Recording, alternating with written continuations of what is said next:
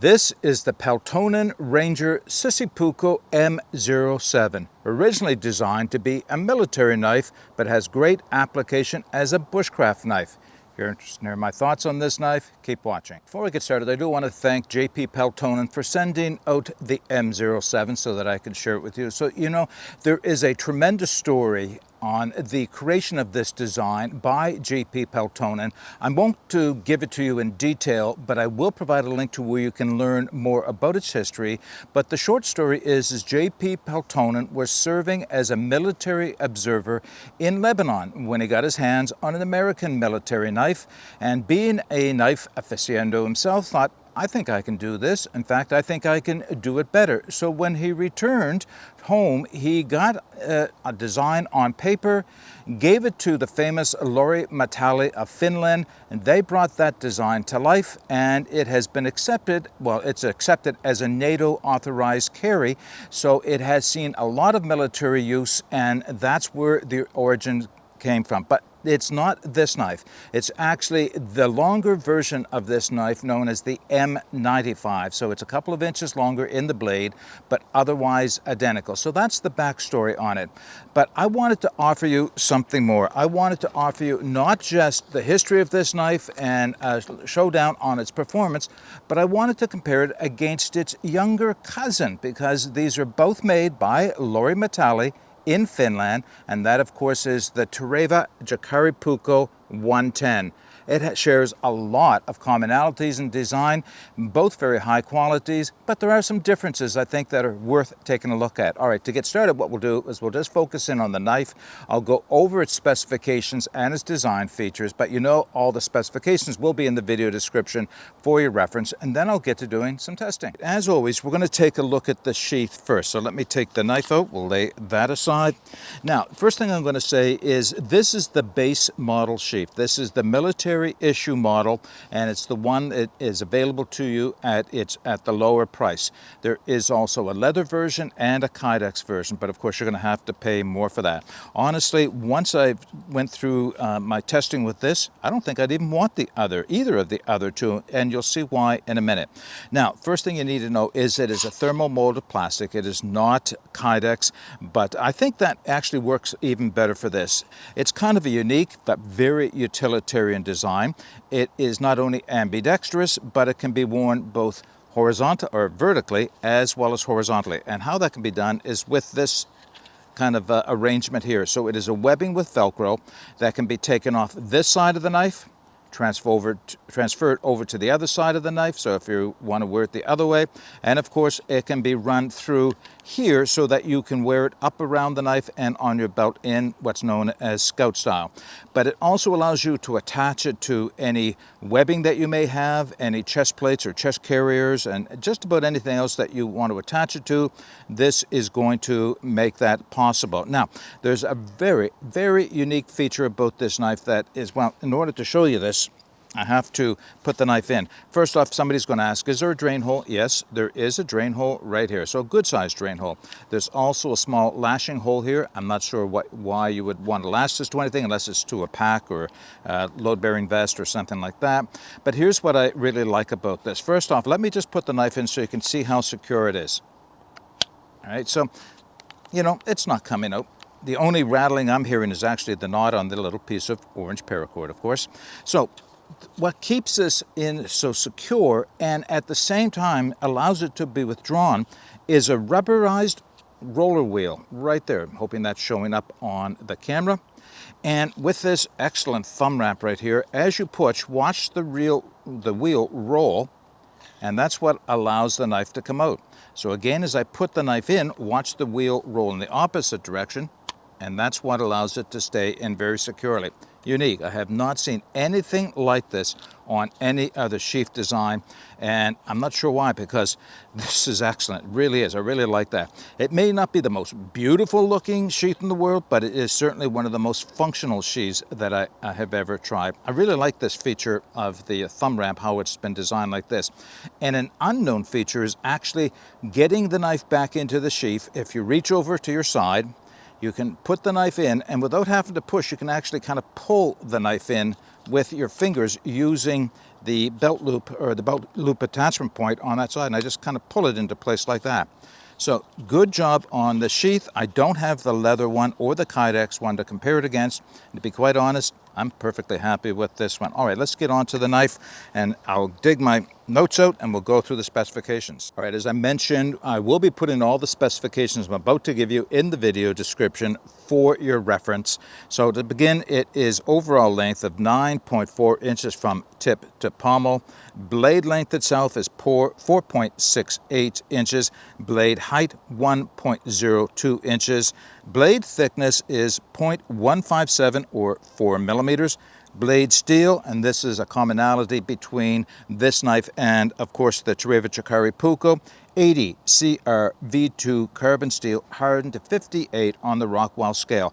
And I don't think anybody can get a heat treat out of their knives like Laurie Metalli, especially working with the 80 CRV2. They are, I think, the masters of that steel, and it shows in all of their knives. Now, I mentioned this is the base model knife as well as the base model sheath. So the coating on this knife is Teflon, but there is a version that has a Cerakote version, and there's an uncoated version as well. Obviously, for military use, you want to have a durable surface coat on it to protect it against rust, because there may not be the opportunity to maintain your knife as you would like to, or other people who are not under such harsher field conditions may have the opportunity to. So this one has the Teflon coating, and as you can see, I'll give you a close-up of it now. There's no wear. Well, okay, minimal wear right at the transition part, because it is a saber grind. I'll talk more about that in a moment. It dirties up, that's for sure. That has an unintended, well, it may be unintended anyway, as far as I'm concerned, downside to it, and that is there's no sharp edges on the spine. So I will not be doing any scraping with this knife, and that is a bit of a downside for those of us who like to have a sharp 90-degree spine for scraping, whether it's bark or fat wood or fuzz sticks or ferrocerium rod. We love our nice 90-degree spine there, but it also has an upside, and that is especially comfortable on your thumb, either hand when you're carving. So, you know, you have to take whatever it is most important for you. I guess if it's really important, you can run this down a grinder or belt sander or maybe even a file and expose the metal there, but you have to be aware, of course, then you have exposed high carbon steel, so you have to take care of it to prevent it from rusting. The knife weight by itself, 6.3 ounces. I mentioned the sheath is made of a thermoplastic Elastomer, TPE. I guess that's the proper name for it. That is the handle. The sheath is plastic, not a Kydex, but this is a thermoelastic polymer. Yeah, it's kind of a hard rubber, not unlike the one that is on the Jääkäripuukko, and we'll bring that in a few moments' time. So that's the material. As I mentioned already, it is made by Laurie Metalli in Finland, and they master this style of knife. Now let's just take a look at the design for a few moments' time. So it's referred to as the Ranger Sissipuukko, and if you translate the word Sissipuukko, it means Commando Puukko. That's what it means, Commander Puukko.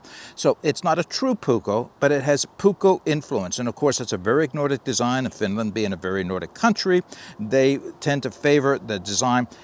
It has great application, one, as a military knife, of course, that's the original intent for it, but it is also meant to be a tool much more than offense or defense. It's meant to be a tool for everyday use for the soldier, and there is nothing more useful and more versatile than a Puukko design for the type of task this knife is going to be put to. So that's where the origin of the design comes from. Now, let's start with the blade. It is a drop point, but not a very deep one. As you can see, it comes to a very fine point. I really like this. Let's take a look at the point for a second on this.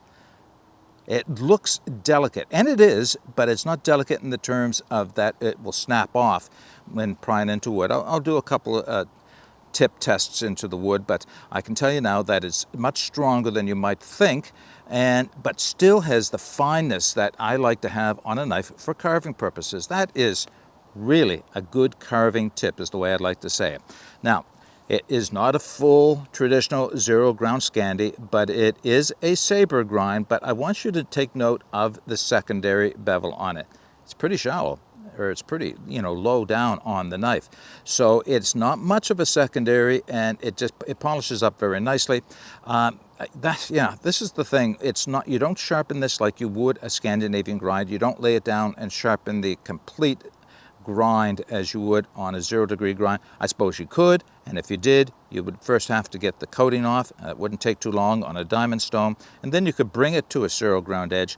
But given the mission of this knife and the expected use, this is probably the better design, where it is a saber and with a very small secondary bevel. It does have a very small sharpening choil and very little ricasso, which I appreciate, and that allows me to get way forward on the knife, as close to the edge as I reasonably can, and still have the control of the knife and some nice exposed edge there. As I mentioned, rubberized handle. It's not especially thick through here, but it's not bad. It's reasonable.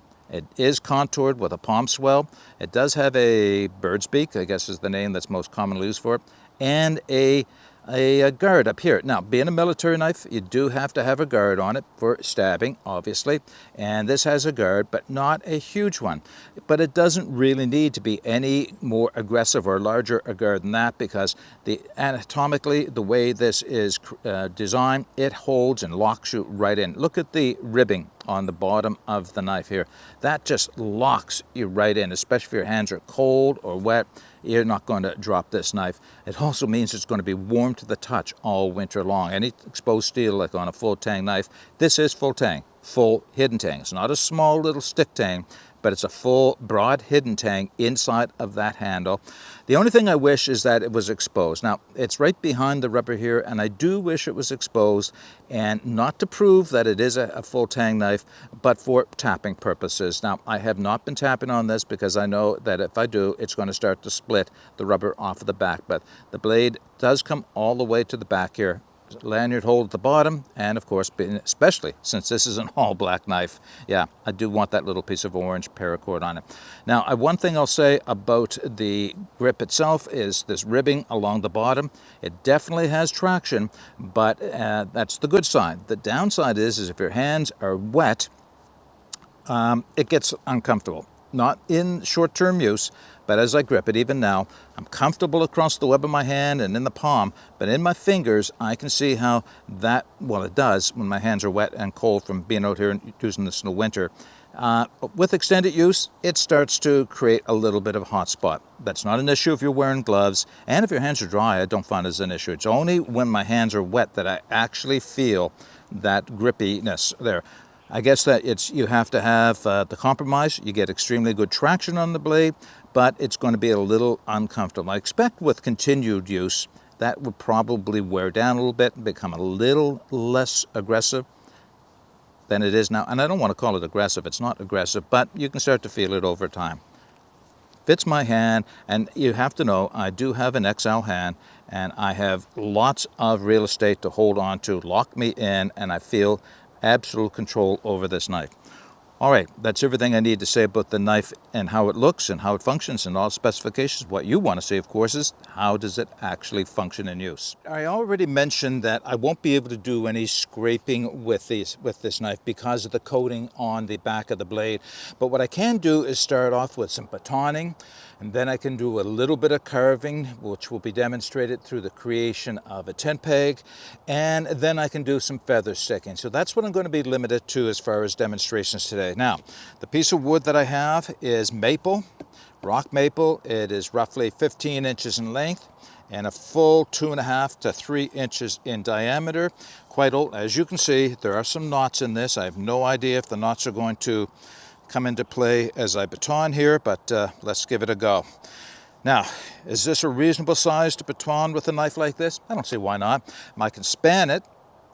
There's not a lot of extra space, but I think I shouldn't have an issue as far as batoning through.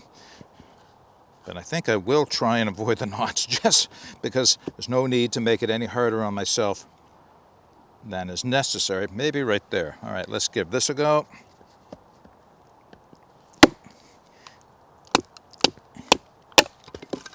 All right, that was actually easier than I expected. Now, I've been using this knife on and off all winter long, and so I've got a fairly good idea of how it was going to perform. I'm just checking the wood right now to see the quality. It is dry, but it's still solid. Yeah, that's split especially well, I think, because it is as dry as it is. All right, what I'm going to do is, rather than have you watch me split this all the way down, is I'm going to split this to quarters, maybe even into eighths, choose a piece that I can make a tent peg out of, and another couple of pieces that I can do some feather sticking with, and I'll do that off camera. Okay, I did change my mind. I think what I will do before I split this down any further is actually make it go through that knot, just to see what kind of an impact it has on the knife itself. Grab the knife, let's line her up. We're going to go right down through that knot. I trust that this knife is fully capable of doing it, but let's just take a watch and see.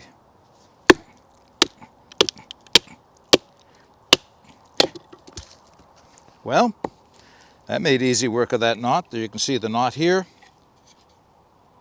Yeah, no issues there. All right, now I'll split this down off camera. All right, I have a piece of wood here that I've chosen for making the tent peg with, and it is one that had the knot go right beside it, so there's a curl in the wood here. And I think what I'll do before even carving the notch is cross baton that right out, so that I can show a little cross batoning now. I need a flat surface. If I don't have a flat surface, this is going to bounce, so let's just see what happens. Kind of like that. All right, that worked out okay. All right, so dry wood, I might do this by hand otherwise, but I think I will baton the notch into the wood. That's a third of the way in. That was a stop cut. Now curve the L7.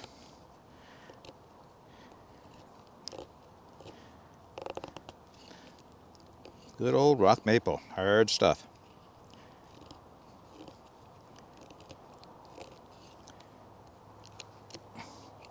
All right, that's a reasonable L7 for using as a tent peg.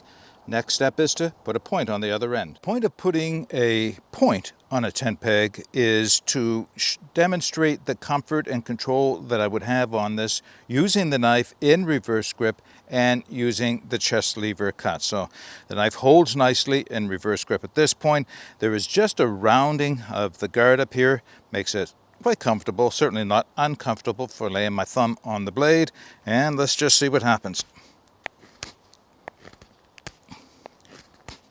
Well, truth is, this is pulling through this dry rock maple nicely.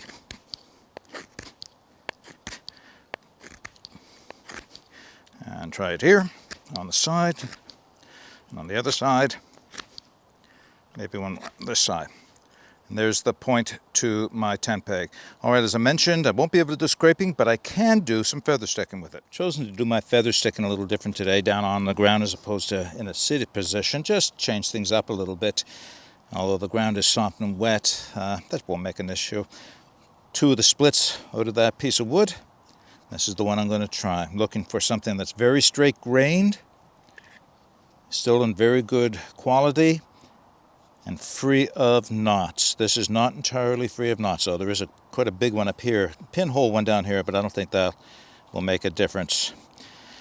Start as high on the wood as I can, and as shallow a cut as I am able.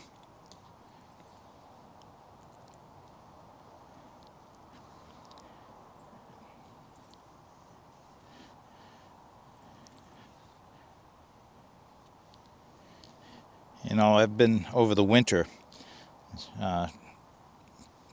making my fires in a different location, and the wood that I've I mean, it's great firewood, is oak.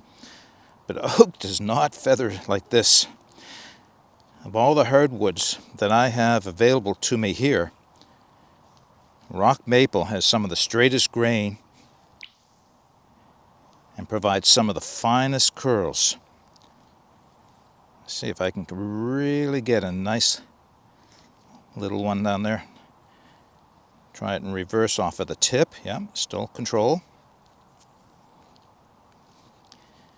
Work around the outside.